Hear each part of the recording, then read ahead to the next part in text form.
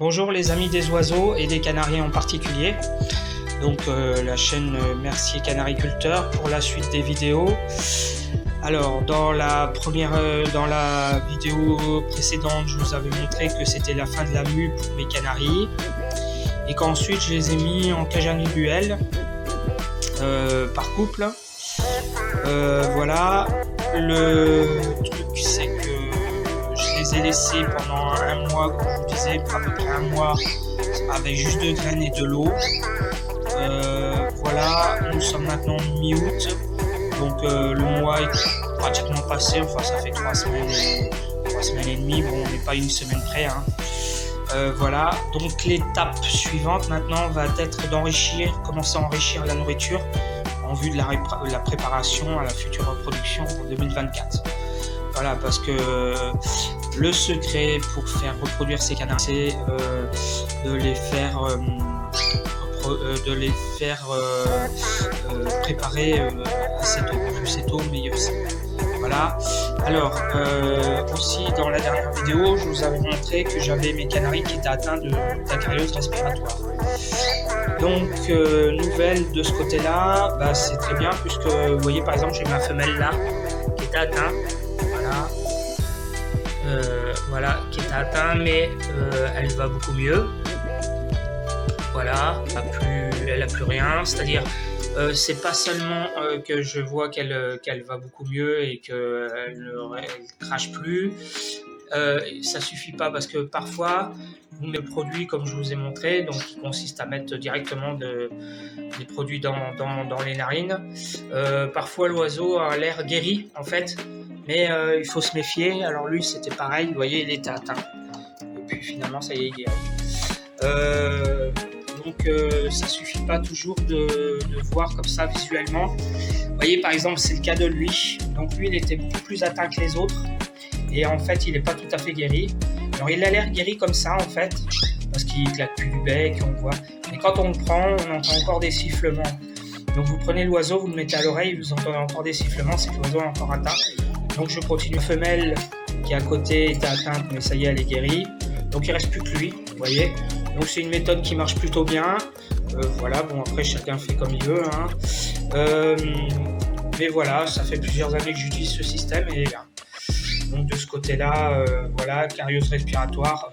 Alors c'est aussi un avantage de mettre les oiseaux en cage individuelle très tôt, c'est que du coup, s'il y a un problème, eh bien, je le détecte tout de suite. C'est-à-dire que là, j'ai mis mes oiseaux dès le mois d'août, vous voyez, et je me suis rendu compte qu'ils avaient la cariose respiratoire, et là, il vaut mieux les traiter maintenant plutôt que s'en rendre compte au dernier moment, à un moment, parce que quand ils étaient en volière, j'entendais qu'ils toussaient, mais le temps qu'on tourne la tête, on ne sait pas qui a toussé, qui n'a pas toussé, enfin bref. Alors que là, je sais tout de suite, et du coup, le traitement est beaucoup plus efficace. Voilà la petite parenthèse sur la cariose respiratoire.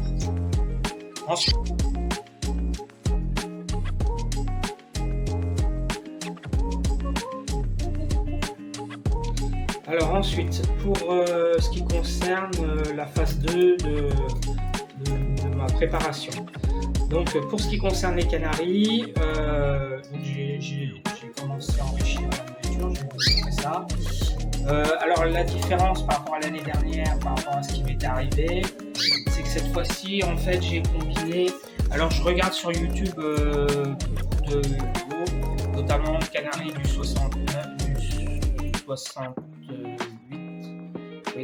68, c'est ça.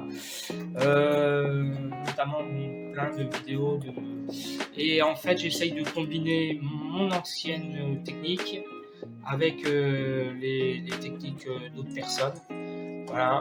Alors combiner, hein, on ne peut pas faire, puisque les autres personnes, canari du 64 par exemple, il a une pièce extérieure complètement à part pour ses oiseaux, ce qui n'est pas mon cas puisque moi mes oiseaux vivent avec moi.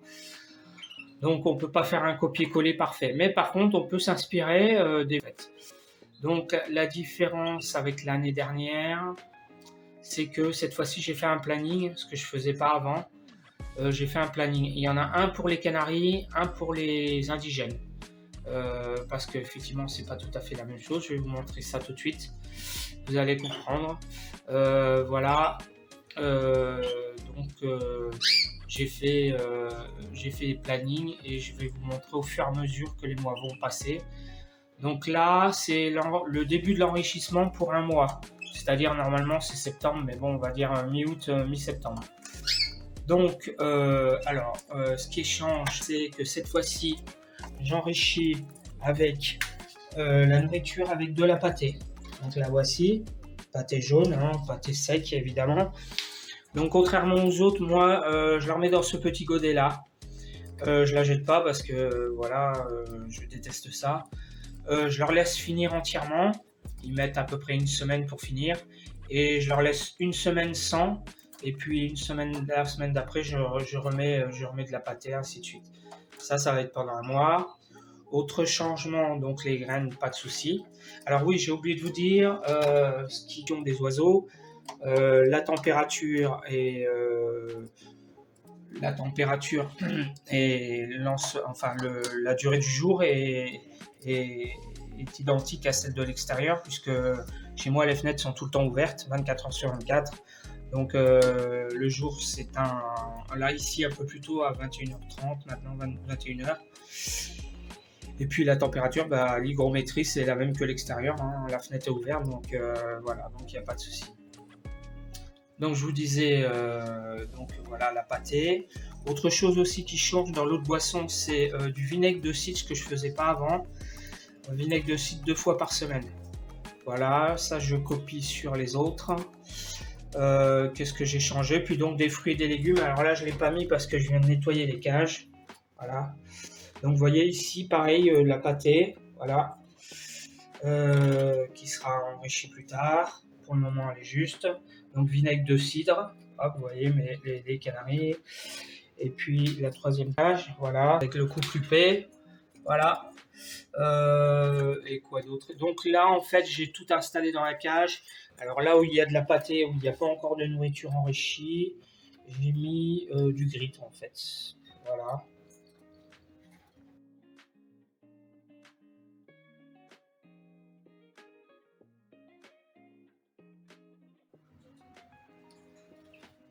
Alors pour ce couple-là, en fait, donc c'est le couple orange de l'année dernière. Donc même chose, sauf qu'ils reproduiront un peu plus tard parce que en fait je veux qu'ils suivent les indigènes. Pour le cas où j'aurai des œufs de chardonneret, sait-on jamais, ce couple-là sera chargé de s'en occuper. Mais bon, voilà. Alors, quand je dis que la mue était finie, quand j'ai mis mes canaris en cage individuelle, c'est pas tout à fait vrai parce que pour certains, bon, eux ont bien fini leur mue, pas de souci. Par contre, certains ont encore quelques petites plumes qui tombent, vous voyez, bon, pas grand chose, hein, ce sont quelques plumes de couverture, mais enfin, on va dire qu'ils finissent la mue. Donc voilà pour les canaris. Alors lui, pareil, il était pris par la cariose respiratoire et a priori, il est guéri. Voilà. Donc ensuite, pour les indigènes. Alors les indigènes, là, c'est différent. Alors les indigènes, ils sont toujours en volière collective pour finir la mue. Alors la bonne nouvelle, c'est que j'en ai notamment qui finissent assez bien. Vous voyez ma femelle jaune? Oups, voilà, ma femelle jaune qui était là-bas, elle était complètement déplumée. Vous voyez, il ne restait plus que les ailes. Tout le reste était déplumé. Et là, ça y est, ça repousse bien. La queue, le ventre, le dos, tout repousse bien. Pardon. Celle d'à côté aussi, la femelle d'à côté aussi.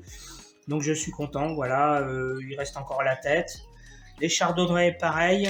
La tête se termine. Voilà les plumes. Alors par contre, ça va pas super vite. Le mâle, vous voyez, il est encore. Mais les plumes du corps, par contre, des ailes, du ventre, tout ça se sont bien emplumés. Ah, donc, ce qui concerne les indigènes, nous sommes bientôt mi-août, donc j'avais pensé que la mue allait s'arrêter vers à peu près mi-août. Je ne m'étais pas trompé. Parce que, bon, en fait, ça ne sera pas tout à fait fini. Mais je prépare mes cages ici pour la femelle jaune, la femelle verdier. Donc en fait, les verdiers ensuite ils vont suivre avec un décalage d'1 mois, c'est-à-dire mi-août, début septembre. Je vais mettre ma femelle ici. Voilà, avec pareil, même scénario que pour les canaris. Le premier mois, septembre-octobre, sera juste de l'eau claire et des graines. Voilà, ils suivront le même schéma. Et puis ensuite, j'enrichirai la nourriture. Alors la différence avec les indigènes, c'est qu'en fait, eux, j'ai fait un planning sur 6 mois qui va d'octobre à mars, à février. Alors que pour les Canaries, eux, ça sera de août de mi-août à janvier. Voilà, quoi dire de plus? Bah voilà, les oiseaux vont bien. Euh, donc là, par contre, ma femelle jaune, j'ai pas de mâle verdier, donc je cherche un mâle verdier pour cette femelle. J'espère que je vais trouver. L'autre couple qui est à côté, bah, je pense que je vais les refermer. Mais le problème, c'est que la femelle jaune, elle a 2 ans, la femelle d'à côté a 3 ans. Donc la reproduction n'est pas certaine. Donc je pense que je vais essayer de retrouver un troisième couple de verdier. Voilà. Voilà, donc bah, ça suit son cours. Et puis la prochaine fois, donc la prochaine vidéo, ça sera vers mi-septembre, où j'enrichirai encore un peu plus la nourriture. Voilà.